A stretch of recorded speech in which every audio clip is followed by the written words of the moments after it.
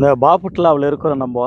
பாபுட்லாவில் கங்கடப்பாளையம் போகிற ரோட்டில் கொத்தப்பேட்டைன்னு சொல்லுவாங்க.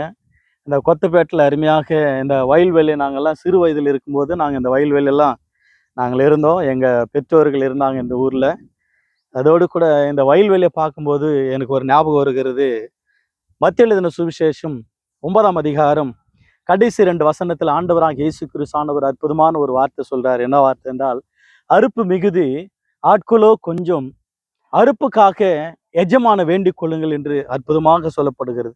இந்த வயல்வெளியை பார்த்து அற்புதமாக ஆண்டவர் தன்னுடைய ஜனங்களை ஒரு வயல்வெளியாக, எஜமான் பிதாவாகிய தேவன், வேலையாட்கள் தன்னுடைய ஊழியக்காரர்கள் அதிகமாக பெருக வேண்டும், அவர்கள் அந்த அறுவடை செய்ய வேண்டும், சுவிசேஷம் சொல்ல வேண்டும் என்பதை குறித்து சொல்லப்படுகிற வார்த்தை ஞாபகம் வருகிறது.